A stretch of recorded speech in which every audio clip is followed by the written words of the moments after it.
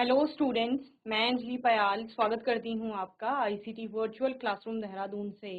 कैसे हैं आप सब लोग? उम्मीद करती हूँ आप सब लोग अच्छे होंगे और अपनी लाइफ में बहुत बेहतर कुछ कर रहे होंगे। आज हम बात कर रहे हैं क्लास 9th के साइंस की, और जैसा कि आप लोग जानते हैं चैप्टर हमारा एक नया हम स्टार्ट कर रहे हैं। थर्ड चैप्टर जो है एटम्स एंड मॉलिक्यूल, यानी कि अणु एवं परमाणु एवं अणुओं की हम यहाँ पर बात करेंगे। ठीक है ना? तो परमाणु कहाँ से आया है? जिस पदार्थ को आपने चैप्टर आपके फर्स्ट में पढ़ा, सेकंड में पढ़ा, अब हम उस पदार्थ का कंपोजिशन देखेंगे। कंपोजिशन में जहां आपने केमिकल क्लासिफिकेशन की बात की थी, और लास्ट आपका एक जो प्योर सब्सटेंस की बात आप करते हैं केमिकली क्लासिफाई करके, उसमें आपका यौगिक आता है और साथ में तत्व आता है।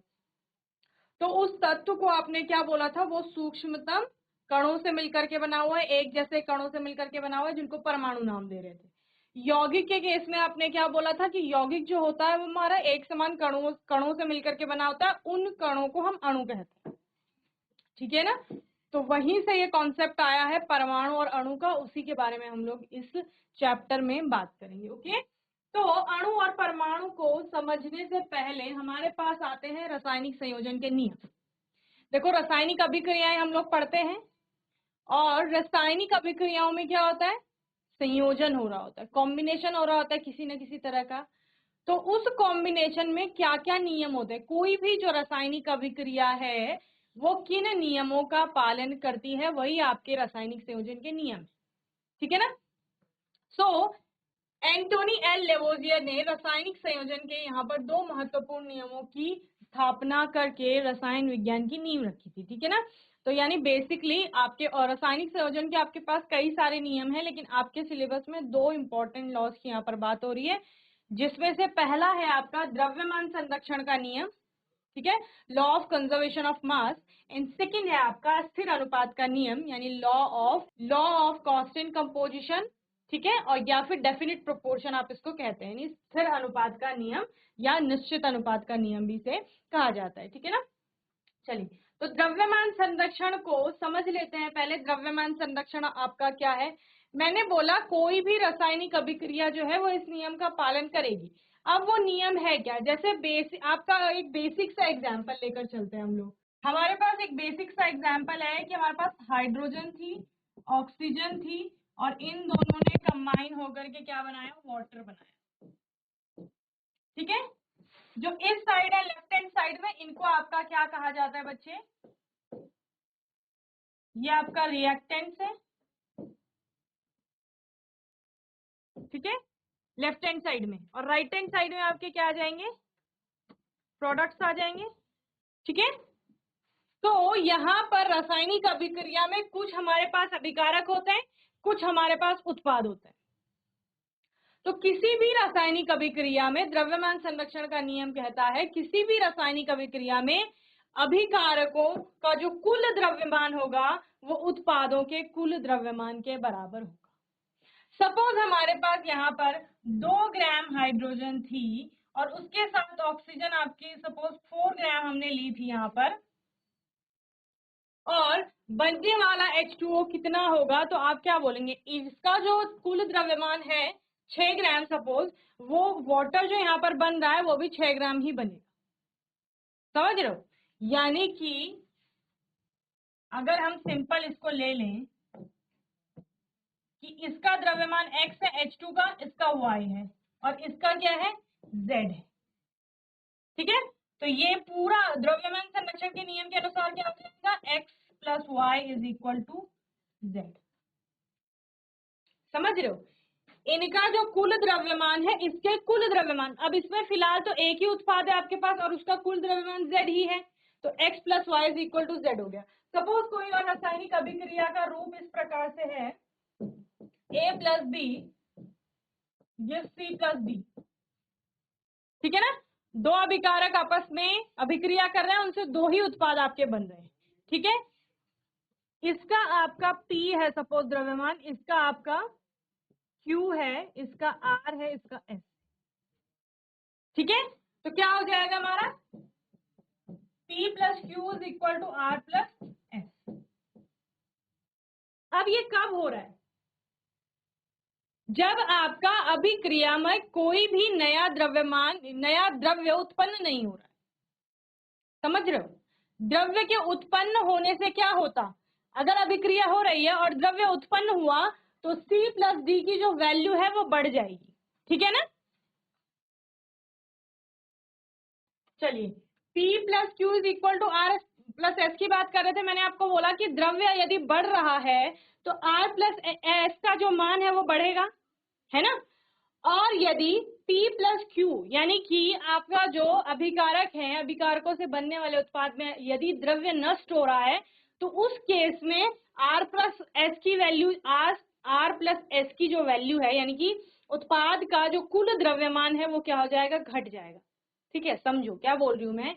कोई भी आपके रासायनिक अभिक्रिया हो रही है, उस रासायनिक अभिक्रिया में यदि द्रव्य का मतलब पदार्थ यदि उत्पन्न हो रहा है यानी कोई नया पदार्थ बन रहा है, इसका अर्थ है द्रव्यमान बढ़ेगा। समझ रहे हो? और यदि द्रव्य नष्ट हो रहा है, पदार्थ आपका नष्ट हो रहा है, तो आपका द्रव्यमान क्या हो रहा है, कम हो रहा है। तो हमने क्या बोला, हमने बोला कि अभिक्रिया हो रही है लेकिन अभिक्रिया में इसका जो द्रव्यमान है यानी रिएक्टेंट्स का जो आपका द्रव्यमान है यहाँ पर, वो प्रोडक्ट्स के द्रव्यमान के बराबर है। जब द्रव्यमान उतना ही है, इसका अर्थ क्या हुआ कि द्रव्य ना ही उत्पन्न हुआ ना ही नष्ट हुआ। समझ रहे? यही आपका क्या है, द्रव्यमान संरक्षण का नियम है। किसी भी रासायनिक अभिक्रिया में ना ही द्रव्य उत्पन्न होता है और ना ही द्रव्य आपका नष्ट होता है। इसी को द्रव्यमान संरक्षण का नियम कहा जाता है, यानी कि अभिकारकों का कुल द्रव्यमान उत्पादों के कुल द्रव्यमान के बराबर होता है। समझ रहे हो? उदाहरण देखो, उदाहरण के लिए जब लकड़ी जलती है, लकड़ी जलाई हमने, उससे क्या बना, कालिख बनी, राख बना, गैसें बनी, आपकी चारकोल बनेगा, बहुत सारी चीजें बनेंगी। तो वो लकड़ी का जो द्रव्यमान रहा होगा, उसके साथ आपके और चीजें भी कंबाइन हुई, उन सबका जो द्रव्यमान था, उससे बनने वाली राख हो गया, कोयला हो गया, और सारी गैसेस हो गई, कालिख बन रही है, सपोज जो भी बन रहा है, उसके द्रव्यमान के बराबर होगा। जैसे मैंने बोला, इन दोनों का जो कुल द्रव्यमान है वो इसके कुल द्रव्यमान के बराबर हो जाएगा। ठीक है, यही आपका क्या है, द्रव्यमान संरक्षण का नियम है। चलिए, तो द्रव्यमान संरक्षण का नियम क्या कहता है, किसी अभिक्रिया में क्रियाकारकों, क्रियाकारक किसे कहा जा रहा है, आपके अभिकारक को कहा जा रहा है। अभिकारकों का कुल द्रव्यमान एवं उत्पादों का कुल द्रव्यमान बराबर रहता है, यानी अभिकारकों का कुल द्रव्यमान उत्पादों के कुल द्रव्यमान के बराबर हो जाता है। अर्थात द्रव्यमान में ना तो वृद्धि होती है और ना ही कमी होती है। यह द्रव्यमान संरक्षण का नियम कहलाता है। यह नियम किसने दिया था, लेवोशिए ने दिया था। Law of conservation of mass states that mass can neither be created nor destroyed in a chemical reaction. Okay? क्या कहा जा रहा है, मास जो आपका है उसको ना तो हम क्या कर रहे हैं, ना वो बढ़ रहा है ना वो घट रहा है, वो कुल जितना टोटल मास जो है वो आपका कंजर्व रहता है, संरक्षित रहता है, यानी कि उतने का उतना ही है। इसीलिए उसको क्या कहा जा रहा है, द्रव्यमान संरक्षण का नियम कहा जा रहा है। चलिए, इसको नोट करिए जल्दी से।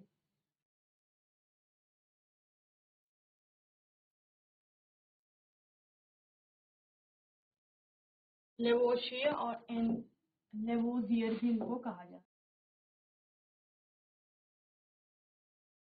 चलिए, मर्क्यूरी का ऑक्साइड एक और एग्जांपल है आपके पास। मर्क्यूरी का ऑक्साइड था, ठीक है ना, जिससे क्या बनता है, मरकरी बन रहा है और ऑक्सीजन बन रहा है। ठीक है ना, अभिक्रिया हो रही है मर्क्यूरी का ऑक्साइड से, मरकरी और ऑक्सीजन आपका प्राप्त हो रहा है। मैंने आपको कहा मर्क्यूरी ऑक्साइड जो है वो 100 ग्राम है। ठीक है ना, मर्क्यूरी का ऑक्साइड कितना है, 100 ग्राम है। उस 100 ग्राम से हमारा मरकरी जो बन रहा है वो 93 ग्राम मरकरी हमें प्राप्त हो रहा है और 7 ग्राम ऑफ ऑक्सीजन हमें यहाँ पर प्राप्त हो रही है। समझ रहे हैं? एक तरह से आप बोल सकते हैं मर्क्यूरिक ऑक्साइड का यहाँ पर डिसोसिएशन हो रहा है या वियोजन हो रहा है, और वियोजित होकर के टूट करके वो मरकरी और ऑक्सीजन में आपका यहाँ पर वियोजन उसका हो रहा है। ठीक है ना, देन 100 ग्राम जो मर्क्यूरिक ऑक्साइड था उससे 93 ग्राम हमें मर्क्यूरी प्राप्त होती है एंड 7 ग्राम ऑफ ऑक्सीजन यहाँ प्राप्त हो रही है।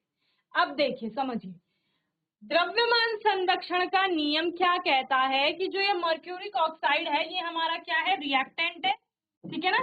अगर हम टोटल मास ऑफ रिएक्टेंट की बात करें, यानी अभिकारक का कुल द्रव्यमान बोले हम, सपोज RT मैं उसे बोल रही हूँ, R टोटल, ठीक है ना, तो वो कितना है, वो 100 है, ठीक है।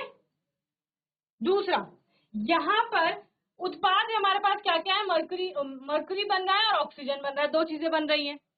और उत्पादों का कुल द्रव्यमान मैं उसको पीटी से आपको बता रही हूँ, ठीक है ना। पीटी इज इक्वल टू क्या हो जाएगा, टोटल मास कितना है 93 + 7, यही होगा, तो कितना हो गया 100 ग्राम हो गया।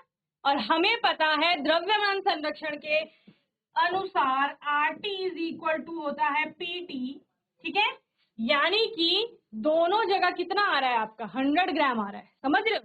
तो इस तरह से ये आपका क्या हो गया, द्रव्यमान संरक्षण का नियम हो गया। इस द्रव्यमान संरक्षण के नियम को पढ़ने के बाद ही हम क्या सीखते हैं, यहाँ पर रासायनिक अभिक्रियाओं के लिए जो समीकरण दी गई हैं इन समीकरणों को संतुलित करना सीखते हैं, ठीक है ना। चलिए एग्जाम्पल आप लोगों ने नोट कर लिया होगा। नेक्स्ट है आपका जो सेकंड लॉ है, लॉ ऑफ कांस्टेंट प्रोपोर्शन या लॉ ऑफ डेफिनिट प्रोपोर्शन भी इसको कहा जाता है, ठीक है ना। किसके अंतर्गत आ रहे हैं ये, आपके जो रासायनिक संयोजन के नियम हैं उनके अंतर्गत, ठीक है ना। लॉज ऑफ केमिकल कॉम्बिनेशन के अंतर्गत, रासायनिक संयोजन के अंतर्गत आप दो नियमों को पढ़ रहे हैं यहाँ पर। पहला है आपका द्रव्यमान संरक्षण का नियम जिसे आप पढ़ चुके हैं, और दूसरा आपका क्या है, स्थिर अनुपात का नियम, ठीक है ना। अब ये स्थिर अनुपात का नियम आपका क्या कहता है, स्थिर अनुपात का नियम कहता है आपका कि आपके अलग अलग परमाणु मिलकर के या अलग अलग तत्वों के परमाणु मिलकर के यौगिक बना रहे थे, ठीक है ना। फिर से ले लेते हैं H2O को, क्यों, क्योंकि बहुत अच्छा हमारा एक यौगिक है H2, ठीक है। H2O में क्या क्या है, हाइड्रोजन है और ऑक्सीजन है। क्या बोला मैंने, H2O है, उसमें क्या दिख रहा है आपको, हाइड्रोजन है और ऑक्सीजन है। हाइड्रोजन के परमाणु होंगे और ऑक्सीजन के परमाणु, हाइड्रोजन के परमाणु कंबाइन हो रहे हैं ऑक्सीजन के परमाणु से, और उसके बाद क्या बन रहा है, जल बन रहा है, इतना हमें क्लियर है। तो यानी हाइड्रोजन है हमारे पास और क्या है, ऑक्सीजन, ठीक है। हाइड्रोजन और ऑक्सीजन हमारा मिल करके जल बना रहे हैं, सिंपल सी बात, ये अपने दिमाग में बिठा लीजिए। अब H2O है क्या, ये क्या है, ये आपका कंपाउंड है, यानी कि यौगिक है,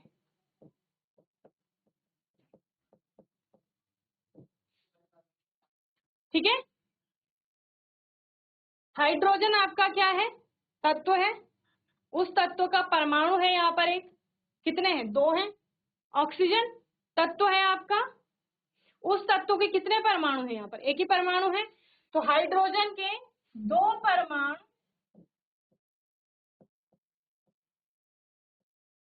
ऑक्सीजन के एक परमाणु से जुड़ करके H2O बना रहे हैं, ठीक है। अब हाइड्रोजन के उन दो परमाणुओं का द्रव्यमान कितना होगा, यानी कि भार भी जिसे आप बोल रहे हो, ठीक है ना, वो यहाँ पर कितना है। एक हाइड्रोजन का आप 1.00867 समथिंग लेते हैं, अप्रोक्स 1 मान लेते हैं, एक है, एक हाइड्रोजन का एक है, तो दो हाइड्रोजन के कितने हो जाएंगे, दो हो जाएंगे, दो इसका यहाँ पर परमाणु द्रव्यमान है। समझ रहे हो क्या बोला मैंने, जो ये H2O है आपका, जल है, जल का एक अणु है ये, है ना। इस एक अणु में जो हाइड्रोजन के परमाणु हैं उन परमाणुओं का द्रव्यमान कितना है, तो वो 2 आ गया। अब बात करेंगे किसकी, ऑक्सीजन की, ठीक है ना। ऑक्सीजन का एक ही परमाणु है और ऑक्सीजन का परमाणु द्रव्यमान कितना है, 60, ठीक है। ये आपको याद करने हैं। अप्रॉक्स पीरियोडिक टेबल में जो आपके फर्स्ट 30 एलिमेंट्स हैं, according to their on the basis of their atomic number, यानी कि परमाणु क्रमांक के आधार पर जो पहले 30 आपके तत्व हैं उन तत्वों को याद कर लीजिए, उनके परमाणु द्रव्यमान याद कर लीजिए, उनके सिंबल जो है वो याद कर लीजिए। ठीक है, चलो तो यहाँ पर 2 परमाणु, 2 आपका हाइड्रोजन का द्रव्यमान है और 16 किसका हो गया, ऑक्सीजन का हो गया। इसको सरल कर लीजिए, अनुपात निकालो, 2:16, तो 1:8 का रेशियो आ जाएगा। ये आपका अनुपात आ गया। अब इससे क्या समझे, अगर हम और भी सिंपल लैंग्वेज में समझना चाहें तो सपोज हमारे पास 1 ग्राम हाइड्रोजन है, क्या है, 1 ग्राम हमारे पास हाइड्रोजन है, और उस पूरी 1 ग्राम से हमें वाटर बनाना है, जल बनाना है, उसका पूर्ण उपयोग करना है हमें, तो हमारे पास 8 ग्राम जो है वो ऑक्सीजन होनी चाहिए। 1 ग्राम हाइड्रोजन से आपका 8 ग्राम ऑक्सीजन कंबाइन होगी और उसके बाद क्या बनेगा, जल आपका यहाँ पर बनेगा। ऐसा नहीं है कि 1 ग्राम से कम अगर आपके पास हाइड्रोजन हुई तो तब जल नहीं बनेगा, बन जाएगा, लेकिन उसको ये अनुपात अपना मेंटेन करके चलना पड़ेगा। समझ रहे हो? उसी प्रकार से आप अगर कह रहे हो अगर 1 ही ग्राम आपके पास हाइड्रोजन है और ऑक्सीजन आपके पास सपोज 4 ग्राम है, 8 ग्राम नहीं है पूरी, 4 ग्राम, तो फिर से उसको 1:8 आपका यूज करना पड़ेगा, तो फिर आपका हाइड्रोजन वो कम यूज करेगा, है ना। 4 ग्राम आपका ऑक्सीजन के साथ हाइड्रोजन कितनी जाएगी, फिर 0.5 ग्राम जा रही है आपकी सपोज। समझ रहे हो? तो इस तरह से स्थिर अनुपात का नियम, क्या समझे इसे, स्थिर अनुपात का नियम कहता है कि जब भी आपका कोई यौगिक बन रहा है या जल बन रहा है, किसी भी स्रोत से आप इस जल को ले लो, आप नदी से लीजिए, तालाब से लीजिए, झील से लीजिए, झरने से लीजिए, टैप वाटर लीजिए, ग्राउंड वाटर लीजिए, आप लोग लैब में से प्रोड्यूस करवाइए, किसी भी स्रोत से आप जल ले रहे हैं, उस जल को आप किसी भी विधि से बना रहे हैं, उसमें जो तत्व पाए जा रहे हैं, कौन कौन से तत्व हैं, अगर इस एग्जाम्पल को ले लें, हाइड्रोजन और ऑक्सीजन है, ये सिर्फ इनके लिए नहीं है, ये हर एक यौगिक के लिए, हर एक रासायनिक यौगिक के लिए। समझ रहे हैं? ये H2O तो हमने सिर्फ एग्जाम्पल लिया है, तो कोई भी जो रासायनिक यौगिक होता है, चाहे उसे हम किसी भी विधि से बनाएं, ठीक है, या हम किसी भी स्रोत से उसे प्राप्त करें, उसके तत्वों का जो भार होता है उनका अनुपात सदैव निश्चित होता है। समझ रहे हैं क्या बोला मैंने? कोई भी यौगिक, कोई भी रासायनिक यौगिक जिसको किसी भी विधि से बनाया जा रहा है या किसी भी स्रोत से उसे प्राप्त किया जा रहा है, उसमें जो उसके अवयवी तत्व हैं या जिनसे वो मिलकर के बना हुआ है, उन तत्वों के भार का या द्रव्यमान का अनुपात निश्चित रहता है। किसका द्रव्यमान और किसका भार? तत्वों का। कौन से तत्वों का? जो यौगिक को बना रहे। तो क्या बोला? कोई भी रासायनिक यौगिक जिन तत्वों से मिलकर के बना हुआ है, उन तत्वों का जो भार का अनुपात है वो निश्चित रहेगा। यानी जब भी H2O आप बना रहे हैं, उसमें हाइड्रोजन के और ऑक्सीजन के जो आपके भारों का अनुपात होगा वो 1:8 होगा। ये 1:8, ये 1:8 जो है वो अनुपात है। समझ रहे हो? जरूरी नहीं है कि 1 ही ग्राम हो, उस रिस्पेक्ट में 10 ग्राम हो गई तो ये 80 ग्राम हो जाएगा। ठीक है ना? इस तरह से आपका अनुपात आपका मेंटेन होना चाहिए। तो ये हम नहीं करते हैं, ये रासायनिक अभिक्रिया स्वयं से करती है। द्रव्यमान संरक्षण के नियम में हमने नहीं कहा कि 100 ग्राम हमने अगर मर्क्यूरिक ऑक्साइड ली है तो हमने बनाते टाइम अभिक्रिया को ये नहीं बोला कि तुम्हें 93 ग्राम ही मर्क्यूरी वहां पर प्रोड्यूस करनी है, वो स्वयं से इसका पालन करेगी। समझ रहे हैं? उसी प्रकार से कोई भी जो रासायनिक अभिक्रिया हो रही है, उस रासायनिक अभिक्रिया में जो स्थिर अनुपात का नियम है, उस नियम को भी रासायनिक अभिक्रिया उसका स्वयं से पालन करती है। तो स्थिर अनुपात का नियम जो जोसेफ प्राउस द्वारा दिया गया था, स्थिर अनुपात का नियम जो है उसके अनुसार किसी रासायनिक यौगिक में अवयवी तत्वों के भारों का सदैव एक निश्चित अनुपात रहता है। समझ रहे हैं? क्या बोला? किसी रासायनिक यौगिक में, जो हमने H2O लिया, कार्बन डाइऑक्साइड ले लो, मोनोऑक्साइड ले लो, कोई सा भी आपका कंपाउंड ले लो, उसमें अवयवी तत्व जिनसे वो मिलकर के बना हुआ है, ठीक है ना, उनके भारों का यानी जो द्रव्यमान है या वेट है, सदैव एक निश्चित अनुपात रहेगा। अनुपात निश्चित रहेगा। भार कितना भी हो सकता है, मैंने बोला ना 1 ग्राम भी हो सकता है, 0.50 आप कह रहे थे उतने ग्राम भी हो सकता है, या 10 ग्राम भी हो सकता है, 100 ग्राम भी हो सकता है, लेकिन उसी अनुपात में ऑक्सीजन उससे कंबाइन होगी। कौन से? 1:8। समझ रहे हो? इस नियम का प्रतिपादन जोसेफ प्राउस्ट द्वारा किया गया था। This law was stated by Proust as in a chemical substance the elements are always present. chemical substance के स्थान पर आप लिख सकते हैं chemical compound, ठीक है? chemical compound, the elements are always present in definite proportions by mass or constant proportion by mass, ठीक है ना?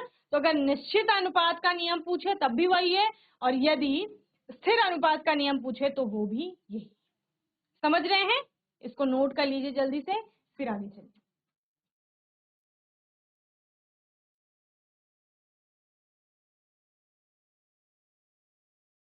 चलिए, तो H2O का यहाँ पर उदाहरण है। H2O में हाइड्रोजन और ऑक्सीजन के भारों का अनुपात 2:16, जिसको सरल किया गया 1:8। किसी भी स्रोत से प्राप्त जल में हाइड्रोजन और ऑक्सीजन के भारों का अनुपात सदैव 1:8 रहता है, ठीक है ना? देन इसी प्रकार कार्बन डाइऑक्साइड में कार्बन और ऑक्सीजन के भारों का अनुपात, देखो कार्बन का परमाणु द्रव्यमान 12, ऑक्सीजन का 16 था, एक का। CO2 में आपके दो परमाणु है ऑक्सीजन के, ठीक है? तो उसके लिए 32 हो जाएगा, एक का 16 तो 2 का 32 हो गया, तो 3:8। इसको सरल कर लिया गया ना, तो 3:8। अतः किसी भी विधि द्वारा CO2 में प्राप्त CO2 में कार्बन तथा ऑक्सीजन के भारों का अनुपात सदैव 3:8 रहे। समझ रहे हैं? तो इस प्रकार से हमने आज के सेशन में नया चैप्टर जो स्टार्ट किया, उसमें सबसे पहले क्या पढ़े? जो आपके लॉज ऑफ केमिकल कॉम्बिनेशन यानी कि रासायनिक संयोजन के नियम है, उनके बारे में पढ़ा। उनके अंतर्गत हमने द्रव्यमान संरक्षण का नियम देखा और स्थिर अनुपात का नियम देखा। यहाँ तक चैप्टर को अच्छे से पढ़ लेंगे, कोई भी डाउट आएगा, क्वेश्चन आएगा तो आने वाले सेशन में आप लोग पूछ लेंगे। और तब तक के लिए ICT वर्चुअल क्लासरूम से जुड़ने के लिए धन्यवाद।